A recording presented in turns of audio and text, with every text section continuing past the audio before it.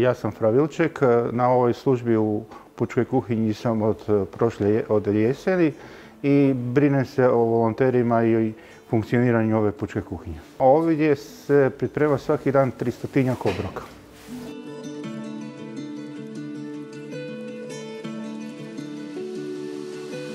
30 kila kobasica, pa onda negdje oko 70 kila piletine kad je obrok, 15 kila riže, ide 20 kila tjestanine po obrok, po danu kad su obroci.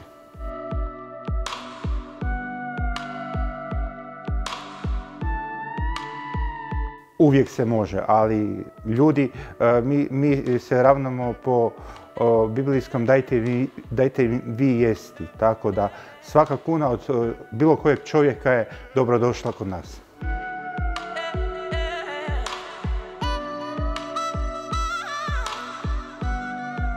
U današnje vrijeme kad vi ponudite nešto ljudima da se prilog ide za potrebe pučke kuhinje, naravno da ljudi se uvijek odazoveju u velikoj mjeri i pomogneju u financiranju i konkretno preko pive budaju financirali ljudi i dio obroka u pučkoj kuhinji.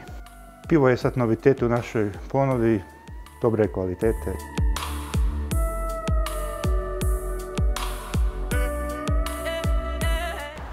Moj studentski san je bio proizvoditi pivo. Naime, ja sam završio svoj studij u Njemačkoj, tamo sam se susreo sa ne malim brojem samostanskih pivovara. Bilo da su one bile u vlasništvu Franjevaca, Benediktinaca, čak i sestara Franjevki.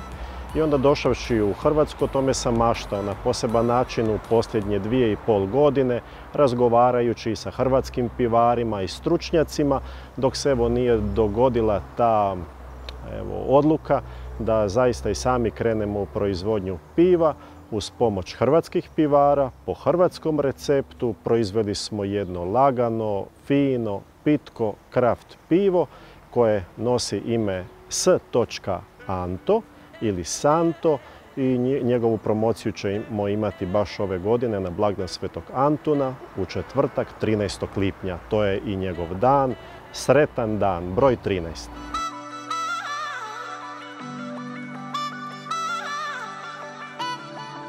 Proizvodnja piva s kojim smo krenuli financirana je u cijelosti iz samostanskog proračuna, ali će dobit po zakonskim okvirima koji to jesu biti namijenjena upravo za pučku kuhinju i za stipendije đaka i studenata slabijeg imovinskog stanja. Tako da i ova proizvodnja nije samo proizvodnja zbog proizvodnje, profit zbog profita, nego opet novu dodanu vrijednost koju stvaramo vraćamo ovom društvu. Kako evo potrebnima, ali usudit ću se reći cijeloj Hrvatskoj državi i svim građanima naše domovine, zato jer plaćamo poreze, porez na dobit i vjerujem da će onda evo i svi od toga imati koristi.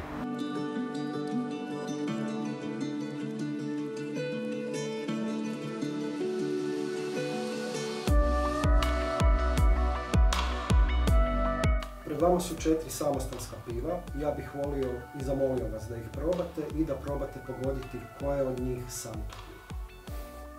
Može.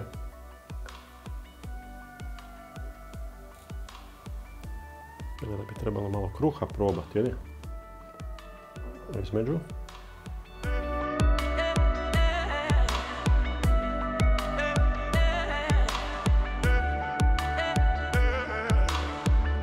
Ja mislim da je ovo.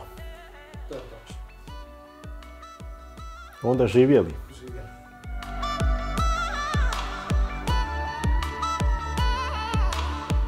Santo je. Pivo je lagano, pitko, nije aromatično, nema izraženu ni gorčinu, ni slatkoću. Dok sam primijetio kod ove 3 druge vrste, oni imaju malo arome, malo vuče na neki jači slad, dakle to. Aromatičnije su svakom i imam osjećaj da su malo teže za piti nego recimo ova. Evo, ovo je na tragu jednog lagera, ali je kraft.